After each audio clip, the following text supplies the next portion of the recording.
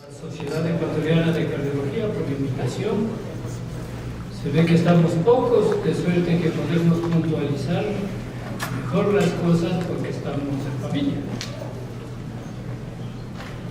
El tema es diagnóstico invasivo de la hipertensión pulmonar.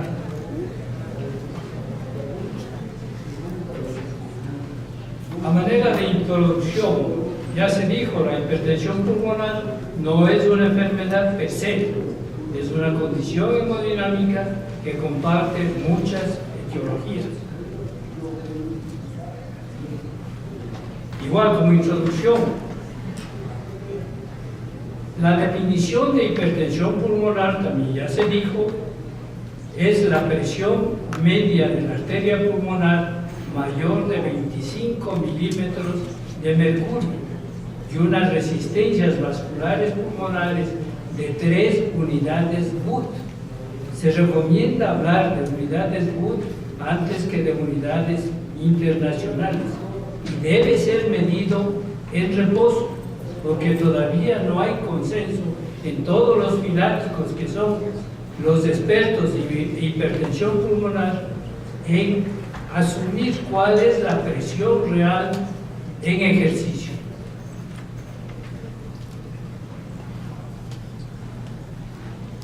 En cuanto a la clasificación, igual ya se dijo, pero para hablar el mismo idioma, ya no existe en la clasificación primaria y secundaria.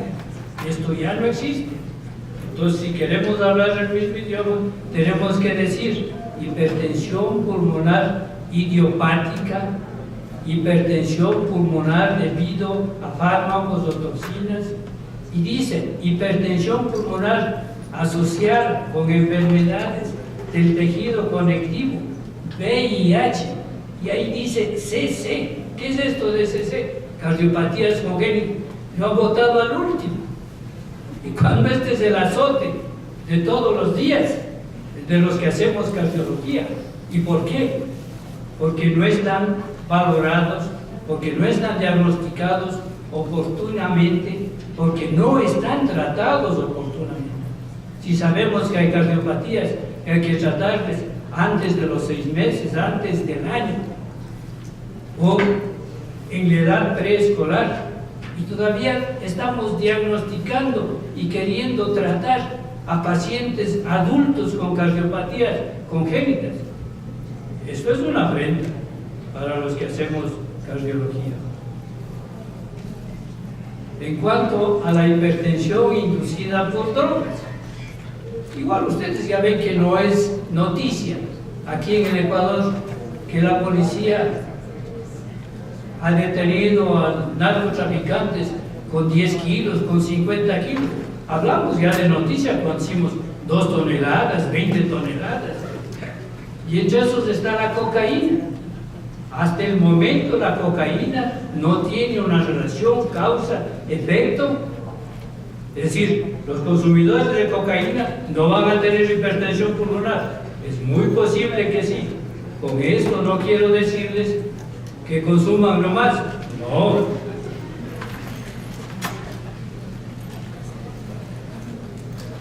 En la epidemiología, sí, es una enfermedad rara. Es rara cuando se habla de hipertensión idiopática. Perdón, es que estoy confundido. En la etiología dice 5 a 25 casos por millón de habitantes en pacientes que viven a más de 2.500 metros de altitud. El predominio es de 3.3 a 1 entre mujeres y hombres. También en eso nos ganan. Con todo el respeto. Esto es de acuerdo a la estadística de la Sociedad Europea de Cardiología y la Sociedad de Enfermedades Respiratorias. La presión pulmonar es más frecuente en mujeres fértiles. Conforme pasa la edad, esta relación de 3.3 por 1 va igualándose. Y hay un estudio de la Universidad de la Clínica Mayo en donde el 50% de los pacientes portadores de hipertensión pulmonar son mayores de 65 años, es decir, es enfermedad de viejos. La clínica, igual ya han señalado, es disnea, fatiga, dolor torácico, síncope, insuficiencia cardíaca derecha, todo lo que se señala. El ecocardiograma, una sensibilidad del 56%, especificidad muy buena, y los datos que todos ustedes conocen sobre carga ventricular derecha, y de las arritmias más frecuentes está la taquicardia sinusal. La radiografía de tórax ayuda, sí. El 80 al 90% se encuentra alterada la radiografía en los estados avanzados, pero podemos encontrarnos con radiografías normales en casos muy graves de hipertensión pulmonar. No hay relación directa entre gravedad y alteraciones radiográficas. Y los datos que vamos a encontrar son de crecimiento ventricular derecho y alteración de la vasculatura pulmonar. En el laboratorio se debe hacer un cribado básico, enfermedades del tejido conectivo, lupus, anticuerpos, ANA, antifosfolípidos, factor natriurético. Aquí le dan importancia al factor natriurético cerebral. El ecocardiograma es un paso inicial en el diagnóstico. Tiene importancia la velocidad de pico de la resistencia tricuspidia. Aquí se debe tener cuidado porque enfermedades orgánicas de la válvula tricuspidia pueden hacer que el ecocardiografista sobreestime el valor de la presión pulmonar. También tiene importancia el eco transesofágico cuando estamos frente a casos con posibles lesiones valvulares o presencia de trombo. El laboratorio de la función pulmonar, un intercambio de la disminución de la capacidad de difusión del monóxido de carbono, la prueba de marcha. Esta dice es una prueba simple, reproducible y estandarizada, pero no se ponen de acuerdo si es 250 metros, 300 metros, y ahora actualmente dicen que es mejor cuando se hace con 400 metros. Otros exámenes, todos los exámenes en tratándose de hipertensión pulmonar son complementarios. Mientras más exámenes podamos hacer, mientras más datos podamos obtener para tener un diagnóstico de hipertensión pulmonar, debemos hacerlo.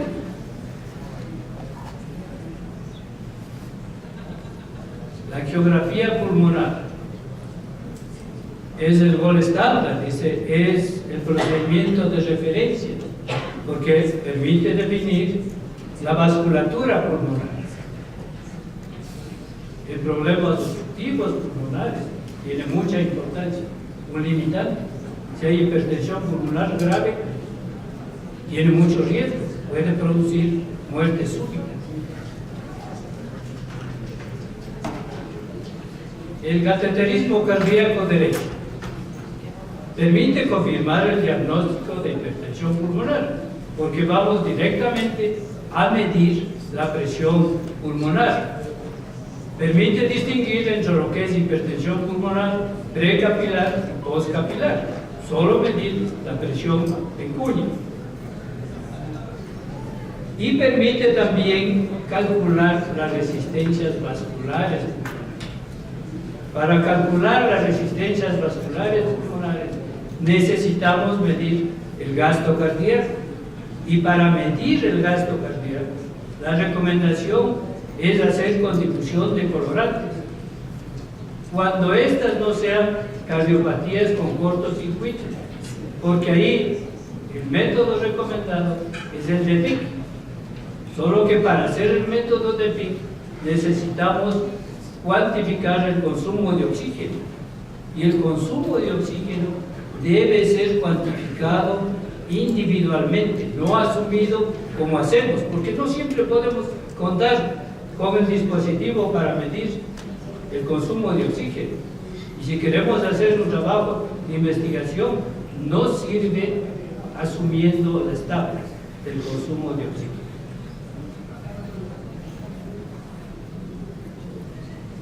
Esta es la prueba de reactividad vascular aguda.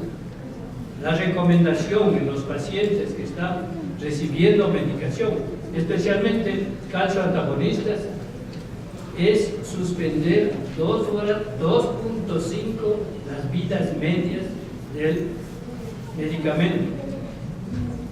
Está contraindicado en hipertensión pulmonar con falla del ventrículo derecho severa.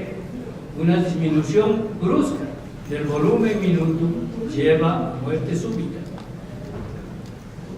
Solo el 10% de los pacientes pueden tener una respuesta positiva. Solo el 10%. Se define como prueba positiva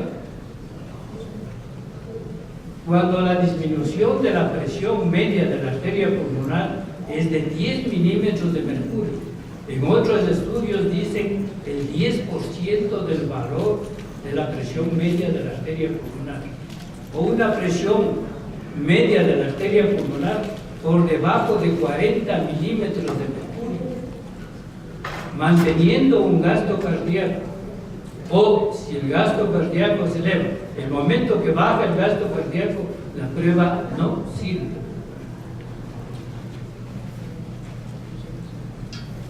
Los medicamentos recomendados, los productos recomendados, estos deben ser preferentemente inhalados debajo la posibilidad de que sea de difusión rápida, es decir, de efecto rápido, y además que tengan mayor sensibilidad para la vasculatura pulmonar. Entre estos están el óxido nítrico inhalado, el epoprostenol intravenoso y la adenosina. No le he puesto aquí el oxígeno al 100%, ya les voy a explicar por qué. El óxido nítrico tiene una indicación 1, el epoprostenol igual, una indicación 1, la adenosina tiene una indicación 2A, pero esta es la prueba que mayor parte hacemos aquí. Y del oxígeno, en las guías ya ni siquiera le toman en cuenta. ¿Cuántas veces hemos hecho y seguimos haciendo pruebas de reactividad pulmonar con oxígeno? Y parece que no sirve cuando hablamos de cardiopatías congénitas. ¿Estaremos haciendo bien? Yo creo que sí, creo que no se mata.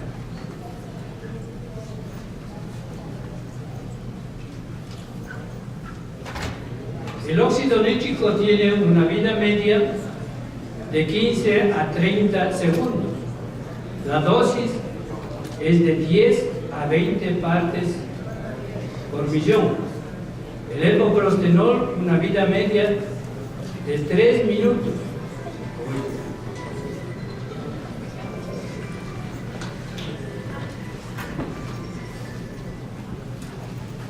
Disculpe. El epoprostenol, una vida media de 3 minutos y se debe utilizar de 2 a 12 nanogramos por minuto.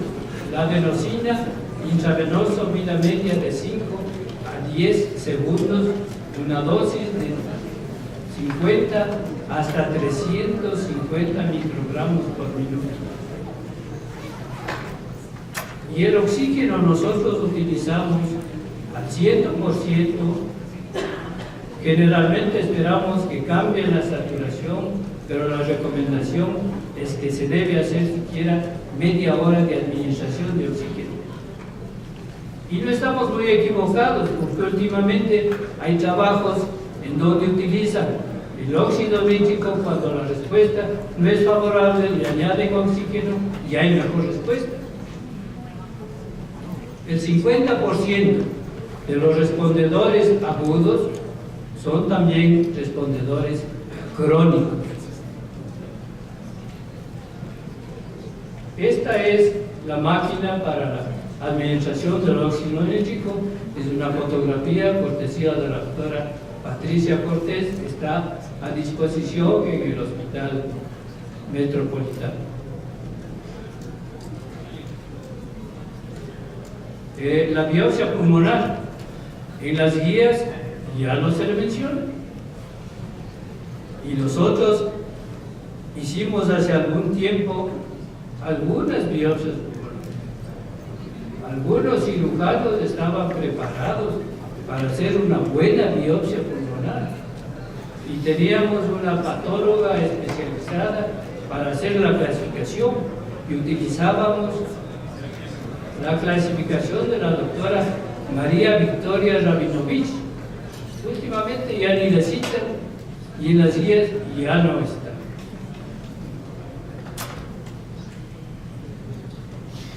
Para los que les gusta la altura y quieren exponerse a la altura, recuerden que este es un factor para producir hipertensión pulmonar. Y a los que nos gusta la vida en el campo, a menor altitud, un poquito más bajo, disfrutando de las bondades del café. Muchas gracias.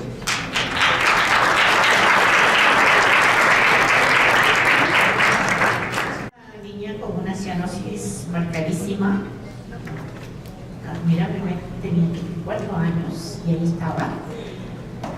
Y el diagnóstico era de un canal AB completo, con una sola válvula ventricular, una presión pulmonar en 110 de sistólica y 40 de diastólica.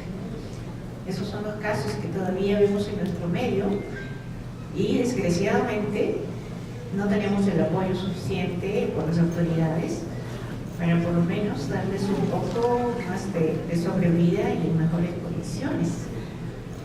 Si bien pues, se ha recalcado aquí lo importante que es el diagnóstico precoz, pero también sabemos que desgraciadamente, sobre todo en las idiopáticas, el diagnóstico ya se hace y lo decían los exponentes, a partir de los 60 años, ya cuando los signos son bastante evidentes y desgraciadamente pues pacientes que ya se les diagnostica en estadio 3, 4, que la sobrevida es muy poca y sobre todo la calidad de vida que llevan en esos últimos años muy mala.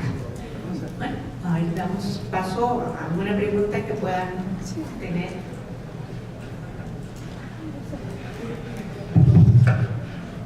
Buenas tardes. Quería preguntarle a la doctora, el eco 3D de ventrículo derecho es muy interesante, pero la reproducibilidad intra e interobservador, ¿tu máquina trabaja a cuántos frames cuando hace la reconstrucción pulmonar? Pues mira, depende de la experiencia del operador. Necesitamos tener unas imágenes muy claras, pero no hay mucha variabilidad intra y interobservador. Nosotros vamos a preguntar porque estamos estudiando los pacientes con infarto posterior inferior del ventrículo izquierdo, que se extienden hacia dos infartos posterior inferiores. Estamos haciendo eco tridimensional, deformación del ventrículo derecho y también de la aurícula, valorando la fase del reservorio, la fase de bomba, la fase de conducto. Entonces vamos a procesar eso y también tenemos un grupo de pacientes con insuficiencia cardíaca antes y después del tratamiento con ingreso. Pero no de lo que, bueno, yo soy la que hago esos estudios y realmente al inicio sí no me costaba mucho trabajo, pero uno va agarrando experiencia y se va haciendo. O sea, no debe haber mucha variabilidad entre los observadores. Debe ser menor del 5%, no más que eso. Y bueno, es muy fácil de hacerlo, ¿eh? Eso es, si tuvieron una máquina, yo creo que todos ustedes saldrían haciendo una reconstrucción tridimensional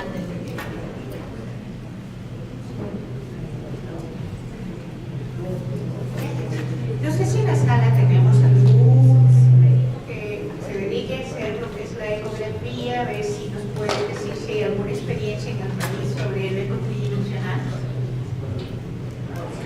Yo creo que ahí la intención es, cuando hacemos el ventrículo izquierdo, todos los días hago ventrículo izquierdo en volumen. Y cuando hay alguien que viene a aprender o que recién comienza, lo hace 300 veces mejor que yo. No es que yo sea muy experto, pero tengo un tiempo trabajando en eso. Pero veo que los que comienzan, no sé si es la experiencia que tienen ustedes, el que viene al laboratorio por primera vez y tiene contacto inicial con la técnica y con el 3D, rápidamente aprende a hacer. Quienes tenemos más tiempo, creo que nos cuesta un poco más. Y creo que la experiencia de mirar al ventrículo izquierdo nos va a permitir aprender más rápido del ventrículo derecho. Yo trabajo con un software solo de ventrículo izquierdo y no tengo software de ventrículo derecho, pero también nos aplicamos un poco a hacer con el software de ventrículo izquierdo, el ventrículo derecho sale bastante bien, no tiene gran dificultad, ¿no? Ahora, ¿cuánto frame trabaja la máquina de Philips? Cuando uno se pone en el volumétrico, rápidamente sube la cantidad de frames y uno puede ver mejor el borde endocárdico, que es una dificultad con el ventrículo derecho y con la anatomía del ventrículo derecho. Y esa es la dificultad que yo básicamente encuentro todos los días cuando me enfrento al ventrículo derecho, que no me pasa con el ventrículo izquierdo, ¿no? Sí, no depende de la máquina, porque Philips es el que menos ha desarrollado el software para Eco 3D del ventrículo derecho. La que más tiene desarrollada es la máquina Siemens. Entonces uno no tiene ni siquiera que poner puntos como se hace con la máquina de Philips. Simplemente da un clic y procesa directamente los volúmenes y las presiones de presión. O sea, es más automatizado, menos variabilidad intra e interocelular. Solamente sí tenemos que tener unas imágenes con buena definición para que pueda delimitar los bordes adecuadamente. En caso de duda, pues se puede usar eco de contraste o también se puede rectificar ahí en el contorno y se va moviendo de acuerdo a la frente que hay y se va acomodando como uno lo ve, pero generalmente es en forma automática. Entonces, Siemens es el que tiene el mejor software para Eco 3D. Inmediatamente se no tiene que ir a una estación de trabajo, eso no sucede con General Electric para permitir. Ahí mismo lo puede hacer. Entonces, yo creo que es el avance de la tecnología que nos está permitiendo evolucionar en algo más fino, como es la fracción de explosión de los vehículos. Bueno, lo que yo investigué un poquito, desgraciadamente, decía que aquí en Quito mismo no hay un software apropiado para la valoración del ventrículo derecho. Agradezco a todos los panelistas, muchas gracias por todos los conocimientos que se nos han transmitido en esta sesión y damos paso a la siguiente presentación.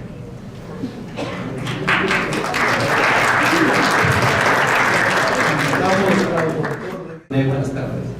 Sí, realmente la insuficiencia cardíaca de por sí es una enfermedad que a medida que es sintomática nos lleva a la muerte y eso hay que tenerlo presente. Por eso modestamente le he puesto predictores de mortalidad en falla cardíaca y vamos a abordar algo de FA, trastorno de conducción y arritmias ventriculares, así rápidamente. Y por 3 motivos muere el paciente en falla: por muerte lenta, que yo le llamo así, la muerte súbita, falla progresiva aguda y por causas no cardíacas.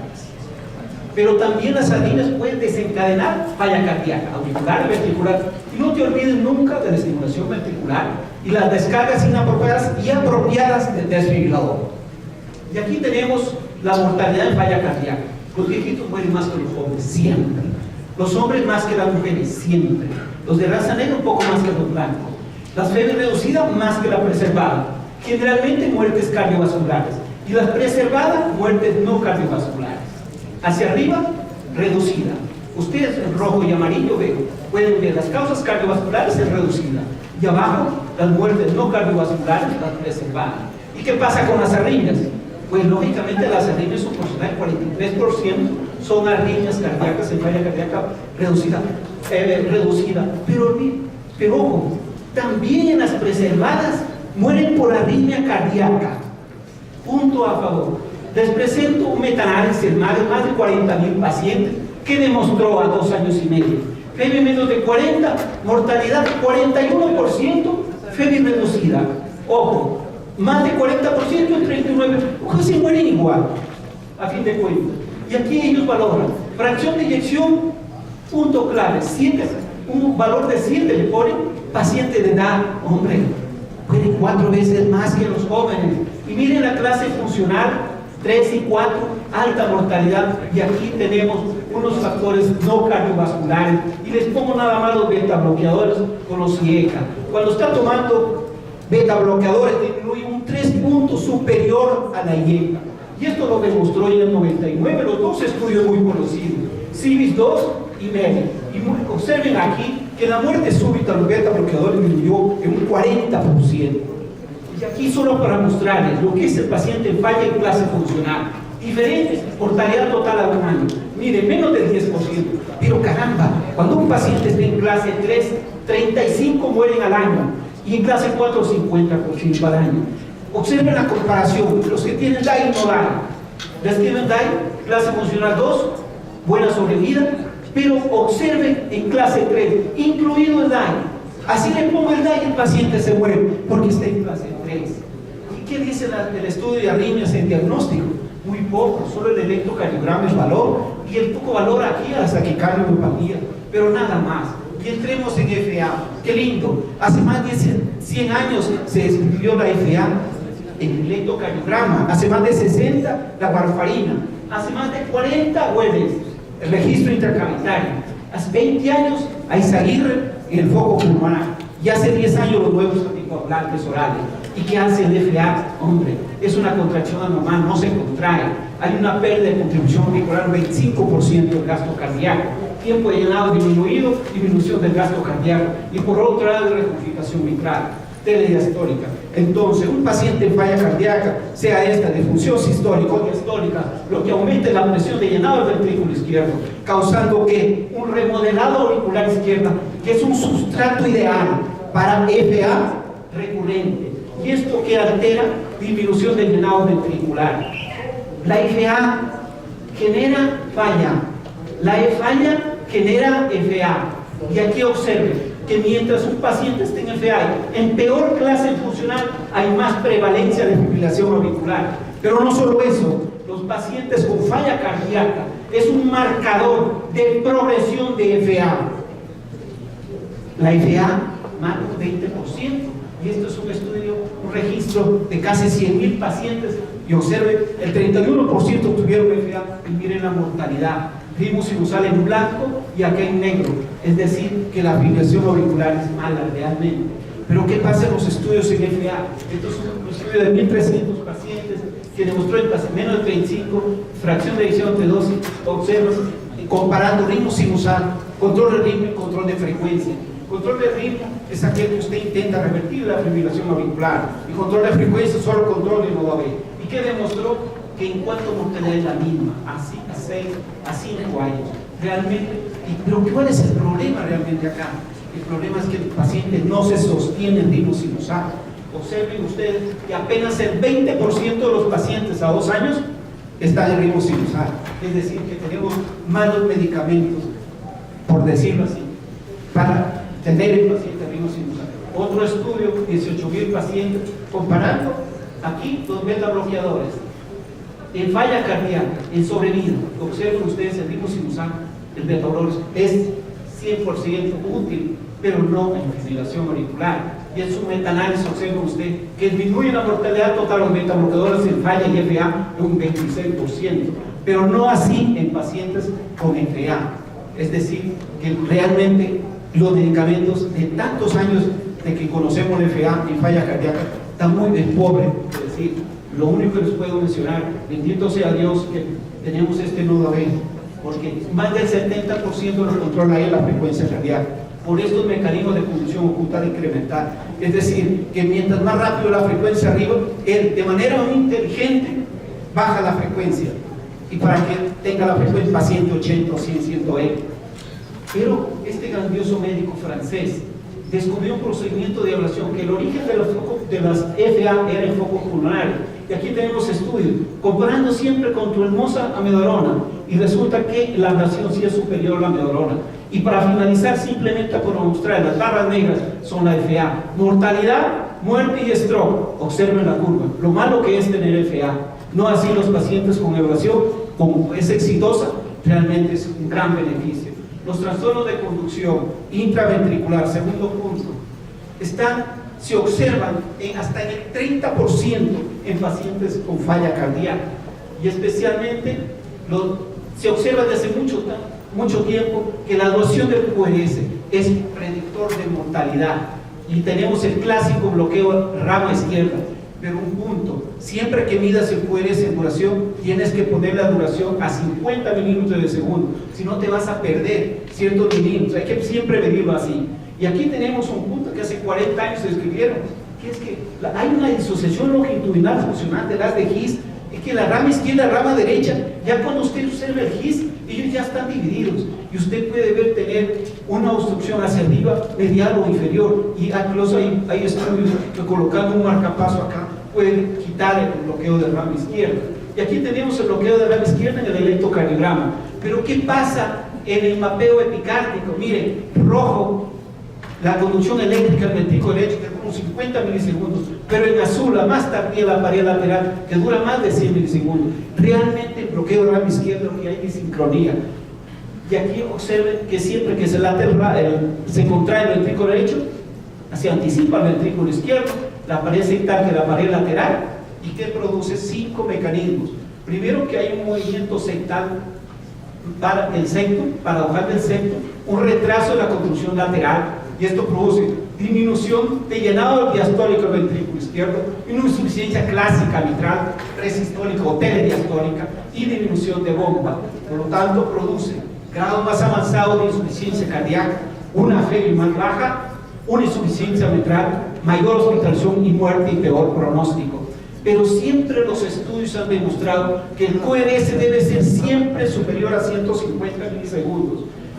Y eso lo demuestran los estudios clásicamente, pero solo unas cuantas palabras en bloqueo de rama derecha. Es que observen, el bloqueo de rama derecha, la parte sectal rojo es lo que se activa primero, luego en lo verde y finalmente en azul el ventrículo derecho, pared lateral y tracto de salida. Entonces realmente el bloqueo de rama derecha no hay disincronía, y esto lo demuestran los estudios, que realmente no se ha visto mejoría importante, pero pudiera ser que es beneficioso cuando hay disincronía aurículo-ventricular, es decir, bloqueo aurículo-ventricular, añadido bloqueo de rama derecha, porque hay una contribución auricular inadecuada, menor llenado diastólico y una insuficiencia telediastólica. Mientras más largo el bloqueo, hay mayor asincronía aurículo-ventricular, y probablemente ahí el resincronizador sí fuera útil. Pero no se olviden nunca cuando pone un marcapaso de estimulación permanente, produce un sinnúmero de alteraciones celulares e intracelulares, de perfusión miocárdica, de remodelado ventricular, de insuficiencia mitral y remodelado auricular izquierdo. Entonces son los pacientes que hacen disfunción ventricular y falla cardíaca en el futuro. Solamente arritmias ventriculares, pocas cosas para hablar, pero no debo mencionar a estos fabulosos médicos buenos holandeses en 1972 que se descubrió a través de estudio electrofisiológico que un mecanismo importante de las arritmias ventriculares es la reentrada. Él estimuló y inducía la arritmia y por el mismo protocolo de sobreestimulación quitaba la arritmia. ¿Y por qué no decir Mark Joseph, también que hizo estudios en arritmias ventriculares, taquicardias ventriculares frecuentes? Pero aparte de la entrada, de las reentradas conocidas, la cicatriz y escara que usted puede ver, el infarto o no infarto, también no se olvide nunca de las post-repolarizaciones tempranas, y esto se debe a que la repolarización del epicardio y el endocardio y las células M no son las mismas. Miren, corazón normal, muy homogéneo y la onda T, pero cuando un paciente está en falla cardíaca, este es el epicardio, mire, se repolariza más tempranamente, no así las células medias y peor el endocardio, y esto alarga QT. Sí, y observen aquí, lo que estamos diciendo es esto, produce un gradiente un gradiente de repolarización entre el epicardio y el endocardio, y esto permite que haya reentradas y extralístoles llamadas RNT, iniciando una taquicardia y fibrilación ventricular. Un mecanismo importante. El otro es cuando observa inhibición de los canales IKR y KS, que es una conducción lenta. Observe el potasio a la salida, es la fase 3 del potencial de acción. Entonces alarga el QT, la onda T está larga y puede desencadenar las mismas arritmias que mencionaba. Pero solamente quiero mencionar lo siguiente. El desfibrilador se hizo para prevención primaria y secundaria. Prevención secundaria, aquel paciente que ya tenía taquicardia ventricular o fibrilación ventricular. Y estos son los estudios clásicos que conocemos en todas las guías. Y solo voy a mencionar el CIP, que es un estudio canadiense por Connolly, que fueron más de 600 pacientes y compararon la muerte y muerte arrítmica. Miren, a los 3 años la muerte fue de 4.5% con amiodarona y con desfibrilador 3.0, 1.5% en pacientes que estaban en taquicardia ventricular. Me pongo interrogantes y me pregunto esto, ¿qué es lo que pasa? Vamos a la prevención primaria, aquel paciente que nunca ha tenido taquicardia, solo unas cositas nada más. Esto lo estableció Thomas Bigel hace muchos años. También estableció que los pacientes que tienen una fracción disminuida tienen más riesgo de mortalidad, ¿sí? Pero si usted le añade arritmias ventriculares, taquicardia ventricular no sostenida, duplica la mortalidad. Y esto es un estudio grande que tenemos de más de 2.160 pacientes, el estudio PROMIS, que observó que en análisis multivariante que las arritmias ventriculares sostenidas no es un predictor de mortalidad. Sin embargo, se hicieron muchos estudios en prevención secundaria.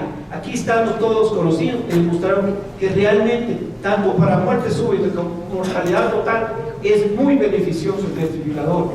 Pero sin embargo, quiero dejar un mensaje. No todo es verdad. Hay muchas cosas que dejan después los subestudios. Y es una lección del estudio MUS. El estudio MUS fue a través de 700 pacientes de infarto de miocardio. Pero ¿qué demostró? Que no solamente la fracción de eyección es un predictor de mortalidad, y hay otras variantes, como pueden ver, los trastornos de conducción, la clase funcional, la inducción de taquicardia en un estudio electrofisiológico, la edad, la fibrilación auricular, y ella saca unos scores, y miren, mortalidad y fe en menos del 30%, es indicación del daño. Pero miren lo que muestra él, los riesgos de mortalidad total por muerte arrítmica, por mortalidad total, es del 5% a los 2 años y de 2% de muerte súbita. Y miren, está acá. Entonces dice, realmente a pesar de tener infecciones tan bajas, no tiene indicación. Pero yo quiero mencionar este fabuloso médico Arthur Moss, que acaba de fallecer este año, que realmente para mí es el que más ha trabajado en arritmias ventriculares.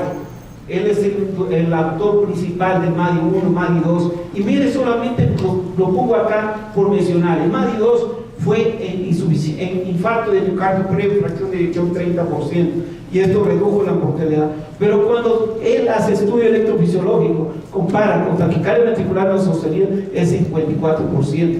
Cuando uno mira esto, para salvar una vida, en este grupo tiene que colocar 4 DAI. En cambio acá tiene que colocar 11 DAI, ¿sí? Y él establece 5 criterios para decir qué realmente es útil. La NIHA, fracción de eyección, FA, duración del QRS, mayores de 70 años y disfunción renal. Y observa aquí, si un paciente no tiene ninguno de los scores mencionados, da igual, dale medicación a un DAI. Solo observa beneficio cuando tiene 1 o 2 factores de riesgo mencionados. Pero cuando es más de 3 de esos factores mencionados, tampoco observa ningún beneficio del desfibrilador. Solo pongo punto final. Para terminar, los pacientes en detección de arritmias ventriculares, no solo la FEBI, es un parámetro ideal para predecir qué paciente realmente se va a beneficiar o no. Hay que hacer una buena historia clínica, saber una etiología de qué es, por qué la falla cardíaca, realizar procedimientos no invasivos. No se olviden, no desprecie al hospital, por favor, 48 horas. Y nunca se olvide que el estudio electrofisiológico le puede ayudar muchísimo para determinar qué paciente puede ser. Finalmente, modestamente concluyo con lo siguiente. Número 1, se debe establecer siempre predictores de mortalidad en pacientes con falla cardíaca. Siempre. 2, pobreza. Fibrilación auricular es un marcador independiente de mortalidad en falla cardíaca. Pero mala respuesta, no tenemos. Sí, parece ser que la ablación por ahí va a ser. Tercero, el bloqueo de rama izquierda, papá, es igual a 250, es que hay mayor beneficio. El resto, vaya usted a saber si realmente es así. Y en último, se debe evaluar siempre los pacientes con método invasivo o sin invasivo para determinar cuál realmente es su utilidad. Muchas gracias a ustedes, gracias a la sociedad y gracias. El privilegio que me brinda el día de hoy de poder hablar un poco de este tema, arritmias ventriculares e insuficiencia cardíaca, porque parece ser que una de las cosas más importantes ahora alrededor de la insuficiencia cardíaca implica también, y obviamente es evidente, el riesgo de consumo. Y la presencia de las arritmias ventriculares marca el pronóstico del paciente y la supervivencia del mismo. Entonces, por esa misma razón, vamos a comenzar con la parte un poquito más árida en definir las definiciones. Taquicardia ventricular, los 3 latidos ventriculares a más de 100 latidos por minuto, no sostenida a menos de 30 segundos, sostenida a más de 30 segundos, tormenta eléctrica mayor de 3 descargas de CRI en 24 horas, y a su derecho ustedes tienen el algoritmo de Brugada, que es el que usamos para definir una arritmia ventricular. Si en el primer punto hay ausencia de RS de B1 a B6, todas las ondas son positivas en B1 a B6, es taquicardia ventricular, y el segundo intervalo RS más de 100 milisegundos, si hay uno de esos, es taquicardia ventricular, y aquí está más o menos el 80% de los pacientes para poder definir el diagnóstico. Pues es amplio el tema para tratar con respecto a las taquicardias ventriculares polimorfas, como escuché, los síndromes escuché en general, las cardiopatías ventriculares, ¿sí? Miocardiopatía hipertrófica, miocardiopatía dilatada del diabético, cardiopatía isquémica y trastornos electrolíticos. Las taquicardias ventriculares monomorfas están asociadas a cardiopatía estructural. El hecho es que debe haber una escala para que se pueda producir este circuito de reentrada arrítmica. ¿Sí?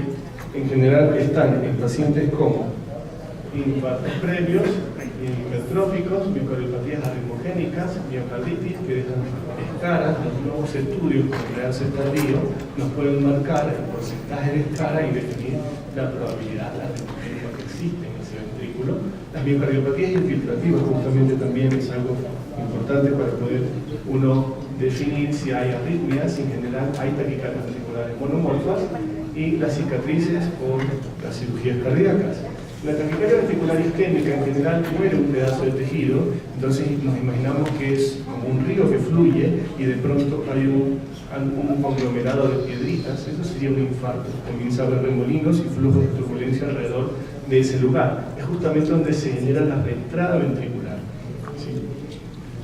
Otro tipo de taquicardia ventricular monomorfa son las reentradas entre las ramas, y esto puede darse en las miocardiopatías dilatadas. Están ampliamente difundidas y uno, cuando aplica el diagnóstico diferencial de RS, uno tiene que tener mucho en cuenta el algoritmo de Brugada, porque a veces estas taquicardias son bastante angostas y se escapan un poco del algoritmo. Existen las taquicardias ventriculares monomorfas en ausencia de cardiopatía estructural. Estamos hablando de un grupo celular subversivo que se le ocurre despolarizar, gatillar excesivamente y genera arritmias. Este grupo celular puede estar en el tracto de salida del ventrículo derecho o en las cúspides, en los músculos papilares, en la unión microórtica, Purkinje y en el anillo mitral en general. Como nuestro motivo es saber más o menos las arritmias ventriculares, cómo se inician, pues en general este es un estudio que se publicó de acuerdo a los desfibriladores que se observó, los choques y las taquicardias, y se vio cómo iniciaban en general este tipo de taquicardias. En general tenían taquicardias ventriculares sostenidas, que estaban generadas por latidos tardíos, extrasístoles tardías, ¿sí? Más que extrasístoles tempranas, ¿sí? Existen dos escenarios, pues el motivo de las arritmias ventriculares en miocardiopatía dilatada, insuficiencia cardíaca y otras miocardiopatías. Pues insuficiencia cardíaca paciente con, justamente, siempre es bueno tener un poco de evidencia de qué es lo que sucede. Esto es un paciente que es un entrenador de baje, que tiene una miocardiopatía isquémica, como portador de un desfibrilador, que está sufriendo una taquicardia ventricular en ese momento, ¿sí? Se corre justamente, se puede evidenciar todo lo que sucede alrededor del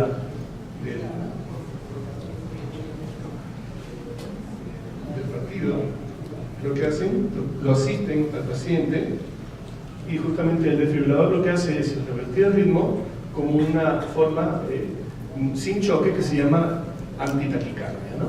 Entonces él revierte y se va. Este es un escenario, y este es el otro escenario, un paciente con displasia ritmogénica que fue enviado a jugar y de pronto, ustedes ven que va caminando, cae, se desploma, hace síncope, se acerca, tiene un desfibrilador y está jugando fútbol. Sí, una buena pregunta para hacerle a su médico. Ven el choque eléctrico, se desfibrila. Son dos escenarios completamente distintos. Uno es un paciente con una escara y otro es un paciente con una miocardiopatía ritmogénica. De hecho, sale caminando este paciente. Esto también está buenísimo. Made in Hospital Guayaquil. En mi época, cuando yo estuve trabajando en el Hospital Guayaquil, en la función pública, llegaban los pacientes con taquicardia ventricular y yo podía hacer esto. Tomar el electro y ver cómo se iniciaba la taquicardia ventricular, y ustedes ven que inicia justamente con una extrasístole ventricular, ¿no? Muy pocas veces lo podemos pescar, pero una taquicardia ventricular incesante, entraba y salía sin trastorno electrolítico, una miocardiopatía dilatada. Pues también nos pasa que ingresamos al paciente con síncope y en la telemetría podemos observar la taquicardia ventricular. No es que el paciente se está cepillando los dientes, porque habitualmente uno ve justo en el cepillado este tipo de trazados. Esto es una taquicardia ventricular, aquí hace una torsada de punta, el paciente lo que hace es un síncope y se hace el diagnóstico. Pero la situación es las arritmias ventriculares. ¿Cómo tomamos las arritmias ventriculares? No sostenidas, extrasístoles ventriculares frecuentes, que es lo que nos marca la atención de por qué un paciente se puede generar una arritmia ventricular sostenida y llegar a la muerte. Pues tenemos dos indicaciones que dejan un bache enorme. La indicación primaria, solo con fracción de eyección, yo creería que cada vez nos estamos dando cuenta que la fracción de eyección no es el único marcador para la miocardiopatía dilatada idiopática, más no para la cardiopatía isquémica. Quizás sí marcaría un factor pronóstico en el evento rítmico, pero en la idiopática tenemos nuestras dudas y marca una brecha enorme entre quién realmente debe de recibir el desfibrilador o no. Entonces se propone un punto intermedio en donde exista prevención primaria, pero en un paciente con síntomas, y aquí justamente tomó la palabra el doctor Junco, que dijo que hay que darle importancia al Holter, no nos olvidemos de él, la taquicardia ventricular no sostenida, la extrasístole ventricular frecuente, la fracción de eyección y el persíncope son marcadores de taquicardia ventricular, y se los voy a decir uno por uno. En general, existe este punto intermedio, que es lograr identificar estos pacientes que tienen taquicardia ventricular, pero esto nace de una evidencia realmente.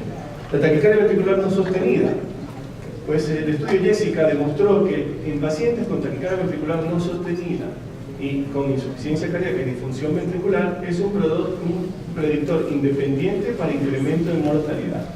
Justamente por esa misma razón de que al no sostener el latido puede haber mayor probabilidad de caer en fenómeno R sobre T, como ya lo dijo el doctor previamente, y generar una arritmia ventricular potencialmente mortal.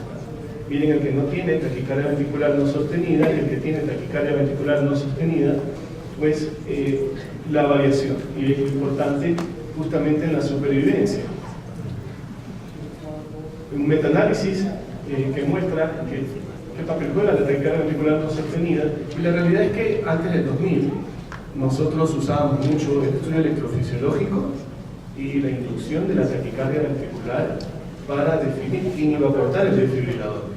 Pero a partir del estudio Companion, Definite y el estudio SCAT-HEPS, pareciera que solo la fracción de eyección es el único marcador.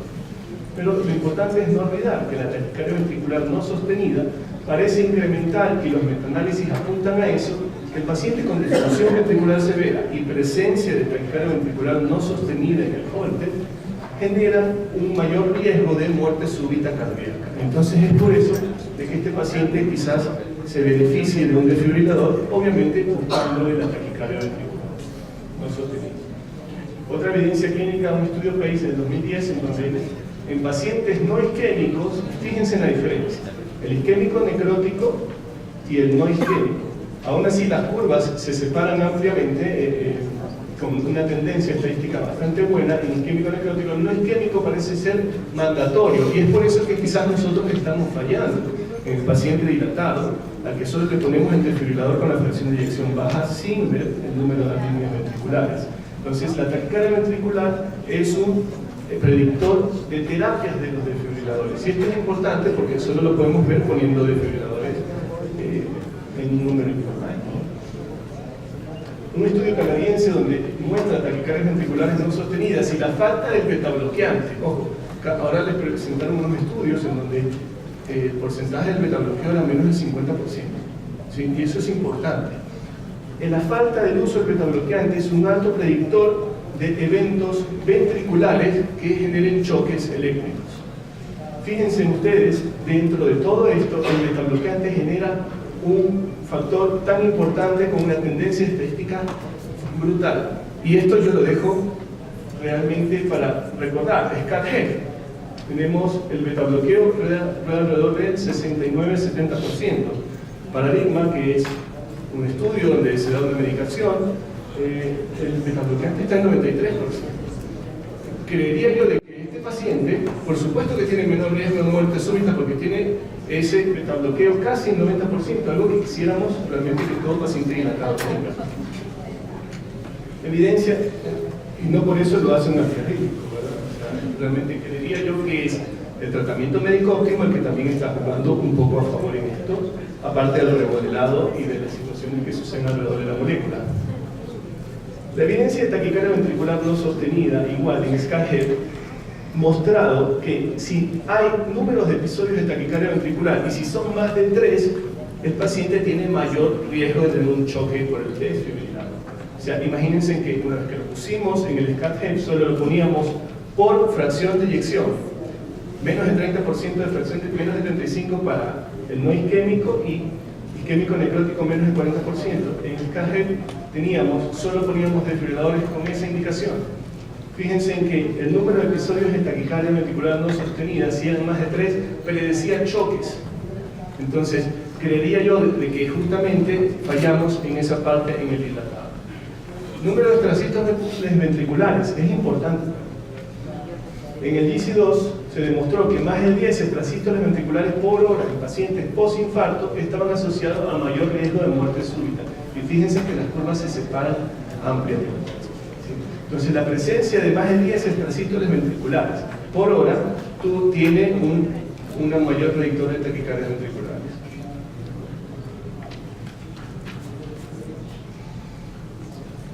Otro análisis en donde se ve, justamente en el estudio DEFINIT, en donde se estudian los pacientes no isquémicos, ¿sí? Y se pone un desfibrilador, ¿sí? Se ve de que arritmia ventricular no sostenida y extrasístole ventricular marca un 77% de los pacientes que tuvieron los choques. Entonces sí es importante que se entienda de que cada vez que uno tiene un paciente no isquémico hay que sumar estos criterios. Síncope es importante. Si bien es cierto, la idea es hablar de arritmias ventriculares, el síncope es un símil. Cuando uno ve un paciente con falla cardíaca puede ser bajo gasto anterogrado, por supuesto, o shock cardiogénico justamente, o arritmias ventriculares. Entonces el síncope en SCAT-HEF fue bastante común y en realidad la población del SCAT-HEF con randomización se veía y se predecían los choques si el paciente tenía síncope. Es real, realmente estaban viendo lo que ya realmente venían mostrando los demás estudios, que si el paciente desmaya por arritmia ventricular es porque va a tener un choque eléctrico en algún momento y es algo predecible.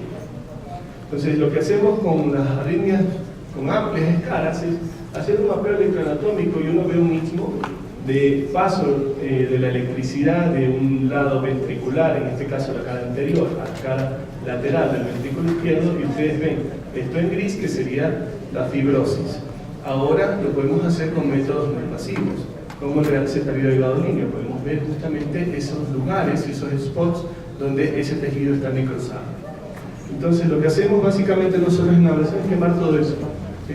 Quemamos y evitamos ese gap y esa unión para la reentrada, y generamos también una reentrada más grande, ¿sí? ¿Por qué no puede ser una taquicardia ventricular más grande? Por supuesto, gracias a nuestras lesiones por ablación, pero justamente lo que evitamos es no hacer grandes lesiones. Si vamos a hacer lesiones, hacer un mapa después de la ablación para ver el voltaje y si nos queda un istmo pendiente que pueda generar una taquicardia ventricular.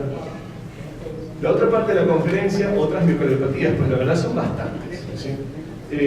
Por ejemplo, miocardiopatía hipertrófica, arritmias ventriculares no sostenidas, predicen la mortalidad. Justamente este es un paciente, hace poco que vi arritmia ventricular con miocardiopatía hipertrófica. Fíjense cómo hace episodios de TB no sostenida, tenía un septum de 25, fue para desfibrilador, efectivamente. Entonces, otro paciente con una miocardiopatía hipertrófica, fíjense que esta taquicardia ventricular tiene aquí latido de Dressler, que es el latido de fusión, y tiene un RS menos de 100 milisegundos. Las arritmias ventriculares de los pacientes con miocardiopatía hipertrófica van por el septum. Y en general, esos QRS son bastante más angostos. Ven el latido normal, ven el latido ventricular y ven los latidos fusionados. Y esto les da el diagnóstico de la taquicardia ventricular. Esta paciente tenía 30 milímetros de septum y ya había tenido síncope por 2 ocasiones con un golpe positivo para arritmia ventricular, pero estaba en beta-bloqueo y justamente se la dejó con tratamiento médico óptimo hasta que la volvimos a captar. Yo la capté, la conocí por primera vez y la verdad la indicación que estaba ya desde antes. Lo sorprendente es que esta paciente fue seguida desde los 18 años. Tenía 44 años de edad, entonces yo le dije, ya superó realmente la expectativa de vida del paciente con miocardiopatía hipertrófica. El síndrome de Brugada, la canalopatía, justamente un trastorno de la canalopatía de sodio y algunos otros canales más, en algunos otros subtipos de Brugada, se transforman en justamente este patrón, ¿sí? Que es como una aleta de tiburón con un supradesnivel en el punto J. Lo que sucede en el Brugada es justamente R sobre T, hace una fase vulnerable, arritmia ventricular y obviamente la muerte del paciente, ¿sí?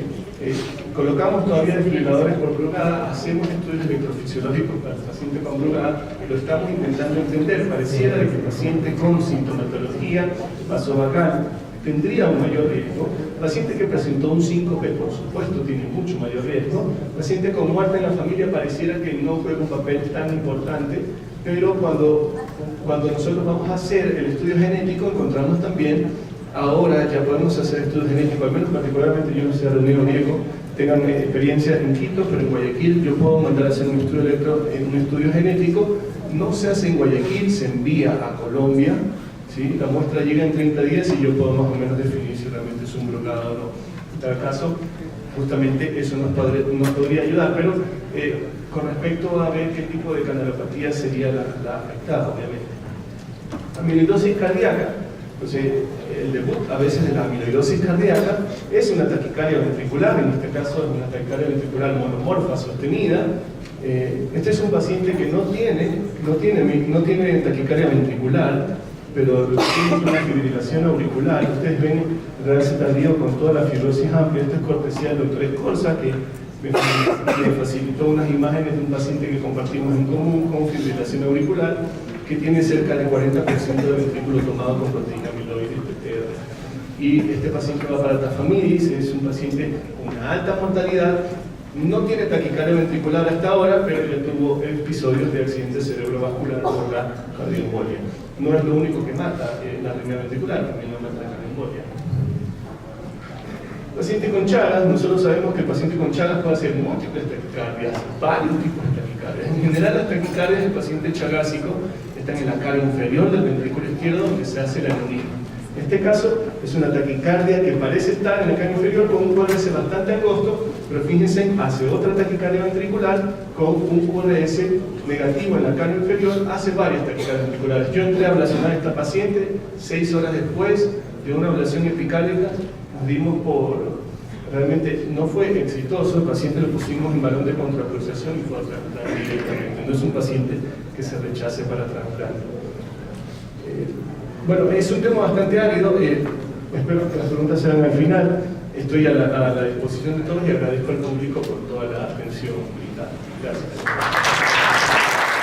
Que compartir con grandes cardiólogos de la medicina ecuatoriana.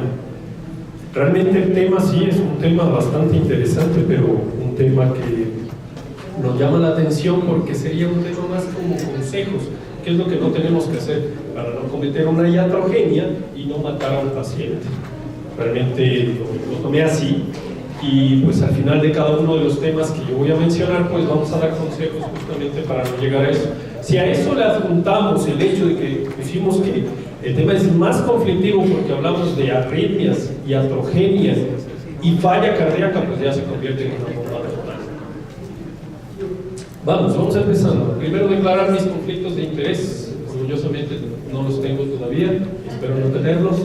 En electrofisiología y con una gran experticia, el doctor Humboldt nos supo a nosotros hablar un poco de la patogenia de las arritmias cardíacas, pero básicamente la patogenia está aquí en los canales. Si nosotros entendemos bien la fisiología básica, vamos a entender la patogenia de las arritmias. Y la fisiología básica siempre tomando en cuenta los canales de sodio, los canales de potasio constitutivos, los canales de calcio lentos y los compartidos sodio-calcio, los L-type y los sodio-calcio, y los canales de potasio que son muy diversos. A veces pensamos solo uno y no, realmente son canales lentos, los famosos IKS de la fase 3, los canales rápidos, los IKR de la fase 3, y ahí se adjuntan también los constitutivos de potasio. Si entendimos eso, lo que viene es facilísimo. Si nosotros vamos aquí y vemos por qué se producen las arritmias, es mucho más sencillo de lo que pensamos. Son solo 3 formas de mecanismo a gran escala que nosotros manejamos. O aumenta el automatismo, o hay actividad gatillada, actividad desencadenada, o hay un mecanismo de reentradas. Puede ser micro reentrada o macro reentrada. No voy a indagar mucho en eso, solo enfoque a lo que vamos a ver. Me voy a detener solo para decir que el aumento del automatismo simplemente es que algo se acelera más que el ritmo sinusal. Es un poco exótico en algún otro lugar del corazón que me acelera un poco más. El mecanismo de reentrada, pues hay un circuito que hace una reentrada, como un giro en círculo que hace la arritmia. Ese es un segundo mecanismo y muy importante, pero este mecanismo quizás es en el que yo más voy a indagar el día de hoy, porque hay una arritmia iatrogénica fundamental a lo cual nosotros vamos el día de hoy a mencionar, que utiliza mucho de estos mecanismos. Son postpotenciales. Si ustedes se acuerdan, y por eso lo cité antes, en la electrofisiología ustedes hablaban de la fase 3 teniendo 2 tipos de periodo refractario, uno absoluto en el cual por más de que me pare de cabeza, ahí no genero arritmia. Claro, porque las compuertas de inactivación del canal de sodio todavía están inactivadas y yo no tengo la llave para abrirlas. Pero también hay otro periodo en el cual es un periodo refractario relativo. Si yo doy un estímulo suficiente, voy a generar una arritmia. Pues allí, cayendo en el periodo refractario relativo, yo puedo tener 2 tipos de postpotenciales. Quiere decir, estímulos extra para que genere arritmia. Unos que vienen bien temprano en la fase 3 y otros que vienen más tardíos. La arritmia de la cual vamos a hablar mucho el día de hoy, que es la torcida de puntas, está justamente aquí en los postpotenciales tempranos. Pero sumemos a esa la falla cardíaca, que todos conocemos la complejidad de su fisiopatología. Si a eso le sumamos la hiperactividad adrenérgica que tiene la falla cardíaca, el aumento del tonus adrenérgico, pues nosotros vamos a entender también el por qué se generan arritmias en estos pacientes. O sea, son complejos.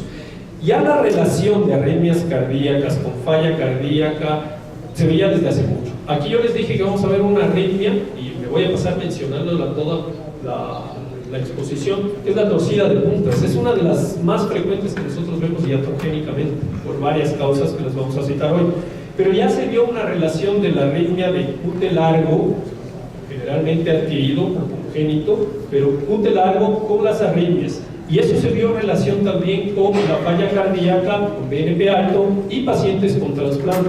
En este estudio que se hizo en Minnesota en el 2003, pues vimos que aquellos pacientes que tenían un QT normal, pues no tenían un aumento del número de arritmias de muerte, que daban muerte súbita, ni tampoco falla cardíaca.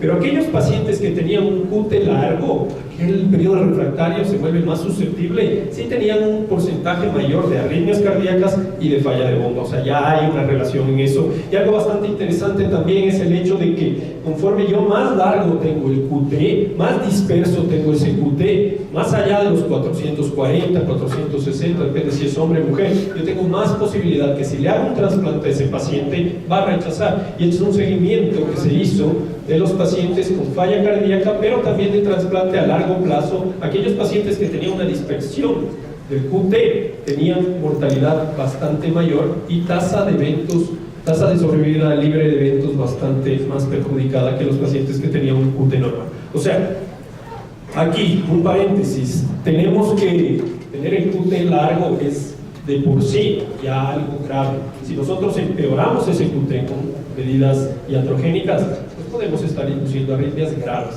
¿Y qué arritmias graves? Pues todo esto que ustedes ven aquí puede generar arritmias, disturbios electrolíticos, drogas, contracciones prematuras que ya vienen fuera de lo que nosotros podemos hacer. Todo eso puede producir. ¿Por qué? Cuando se prolonga el QT, justamente esta fase de la onda T se dispersa. Esta dispersión en la onda T ha demostrado que es relacionada a arritmias malignas. Conforme más disperso el QT, más arritmias malignas, porque prolonga el periodo refractario, aquel que es susceptible de generar arritmias ventriculares. Y este específicamente que ustedes ven ahí, que es la arritmia retorcida de puntas. Factores iatrogénicos, pues tenemos varios. Drogas, tenemos pacing. A veces nosotros pensamos que desfibrilar a un paciente es todo inocuo, la verdad no lo es. Cirugías, desequilibrios electrolíticos, falta de aporte, sobre todo de sustancias de la sangre. Vamos uno por uno rápidamente, no es nuestra idea indagar muy a fondo, pero sí básicamente tener una idea de qué es lo que no deberíamos hacer para generar arritmias en aquellos pacientes. Pues cuando damos un fármaco antiarrítmico, lo último que pensamos es que ese fármaco le puede llevar a la muerte súbita a un paciente. Y la verdad es que sí le puede llevar a una muerte súbita. Esto desde hace mucho tiempo ya se detectó cuando a los pacientes con falla cardíaca y QT largo se les empezaba a dar digoxina. La digoxina fue uno de los que empezó a despertar este bichito de que, miren, le estoy dando un antiarrítmico y me está haciendo arritmia y se me murió. Entonces el antiarrítmico quedó fuera de ese concepto de total poder antiarrítmico y más bien empezó a considerarse un poder proarrítmico de los fármacos, y claro, dependiendo de su mecanismo de acción. Entonces los mismos antiarrítmicos pueden ser proarrítmicos, pero también otros fármacos como antimicrobianos, antidepresivos, aquellos que hacen procinesia del tracto digestivo, todos hay que considerarse. Ahora, hay que tener muy en cuenta cuál de ellos son, les voy a presentar en un momento para que estemos prevenidos. Las arritmias ventriculares típicas que se generan basadas en esta infusión de drogas o uso de drogas antiarrítmicas son las torcidas de punta, efectivamente. Las torcidas de puntas demostraron tener relación tanto con QT largo adquirido como QT largo congénito. Eso está muy bien demostrado y tiene mucho que ver allí los canales iónicos.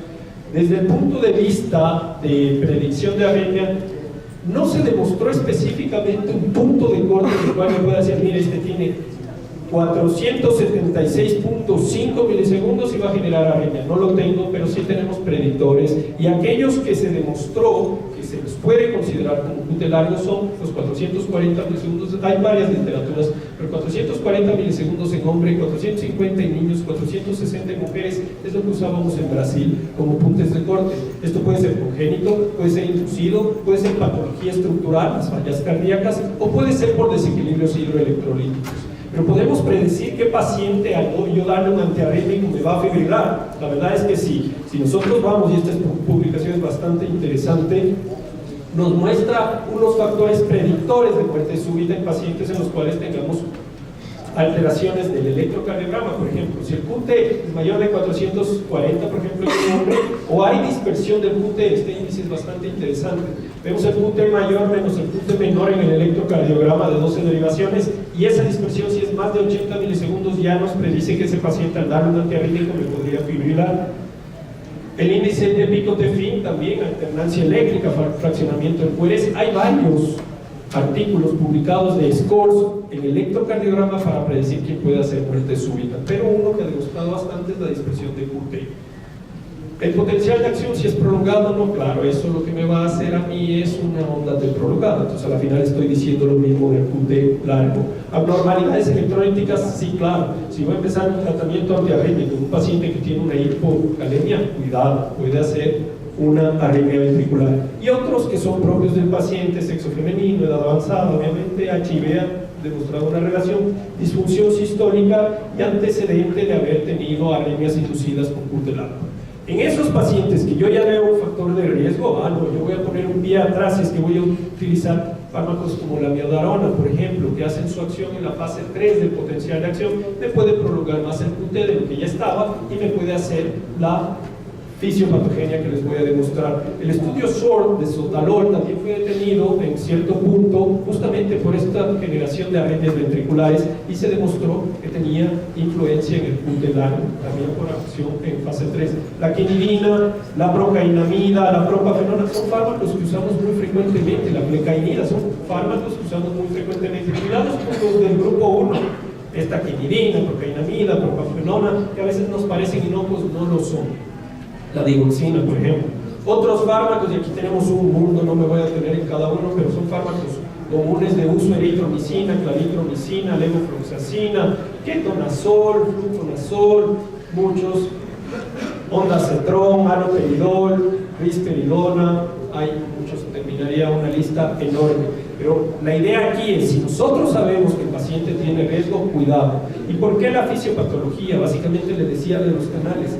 ¿Qué es lo que genera un putelano? Fíjense, si hay una dispersión en distintos puntos, yo les puse aquí una dispersión entre lo que pasaría entre un atrio y un ventrículo normal, pero esta dispersión de los canales, de la fase de repolarización que sucede entre atrio y ventrículo, también puede convertirse en solo ventrículo, entre subendocardio y subepicardio. Es justamente lo que pasaba en el Brugado, que decía el doctor. Esa diferencia de las repolarizaciones puede generar que el uno le estimule al otro en periodo susceptible y se haga una arritmia ventricular. Básicamente lo que se genera es, si es que existe un periodo susceptible en esta fase 3, yo puedo tener extrasístoles, puedo poner esos dos potenciales como agresivos para el ventrículo y generar un mecanismo en el cual el ventrículo prácticamente fibrila porque cae una onda R sobre T, y lo que sucede en el electrocardiograma de superficie es que yo tengo periodos de corto como largo. Quiere decir, estas extrasístoles pueden caer en periodo susceptible en la fase de repolarización, lo que se llama fenómeno R sobre T, y generan estas arritmias como torcida de puntas. Eso es difícil de manejar, pues es todo alarma, y la idea sería ahí chocar. Consejos para evitar arritmias por drogas iatrogénicas, sobre todo pacientes de riesgo predecible, cuidado con los fármacos que sabemos que inducen riesgo. De ser necesario, usamos, pero con cuidado, y si los usamos, monitoricemos el QT, ¿sí? Hagamos electrocardiogramas seriados. Pero de no ser necesarios, mejor utilicemos otro fármaco que no tenga influencia en aquellos pacientes con riesgo. Cuidado las drogas cronotrópicas negativas, porque al hacer cronotropismo negativo yo prolongo más, claro, porque disperso un poco más la fase de repolarización.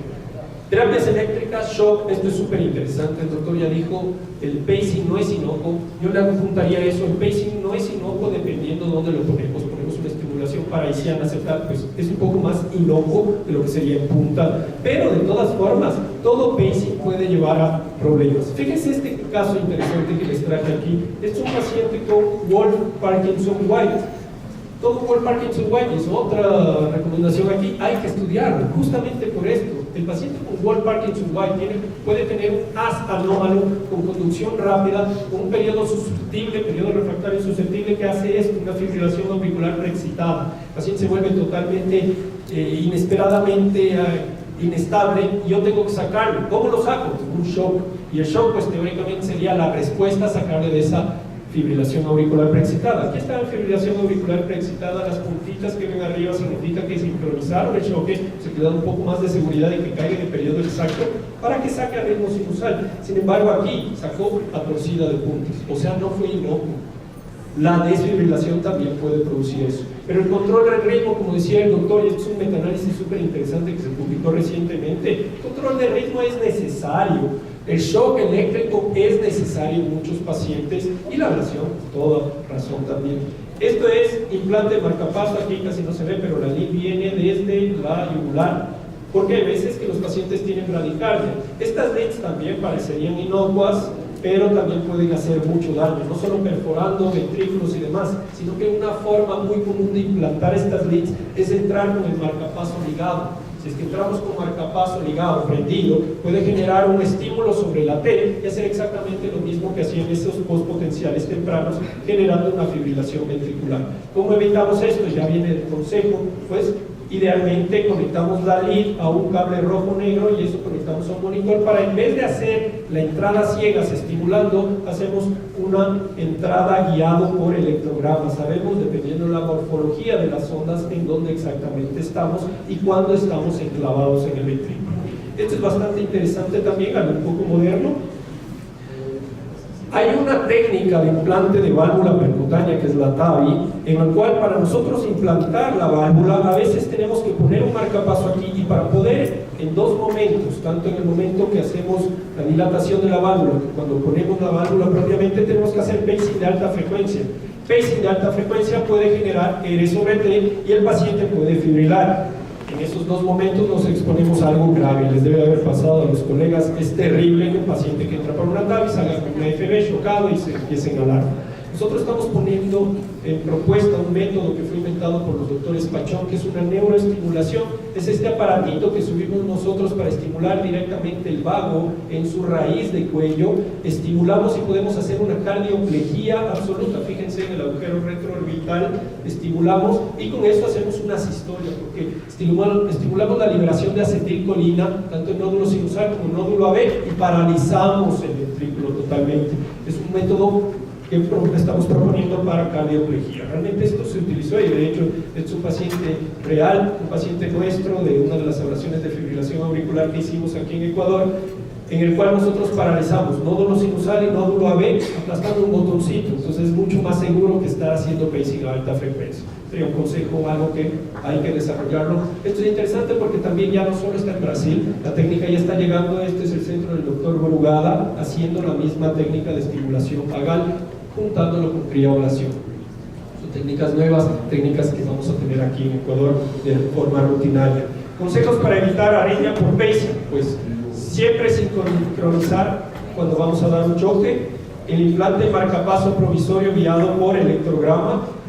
Si es que vamos a probar, evitar el modo asincrónico, probar el modo sincrónico para reconocer la actividad intrínseca. Nuevos métodos de cardioplejía, quizá futuro para TAVI. Y otro que yo les contaría: si vamos a estimular ventrículo para bloqueos AB, pongamos en posición ideal. Parisiano es la nueva técnica que se está haciendo y que la estamos haciendo cada vez más en el Ecuador. Cirugías, pues cirugías también. Aquí veo algunos cirujanos cardíacos, un honor que estén con nosotros, porque sabemos que las cirugías también pueden generar arritmias. Por varias razones. Una cirugía, una rafia de un atrio puede generar una arritmia por un mecanismo de reentrada, porque en la rafia se genera una cicatriz, y esa cicatriz a futuro puede hacer arritmias, sobre todo los flúteres, dependiendo de ese lugar.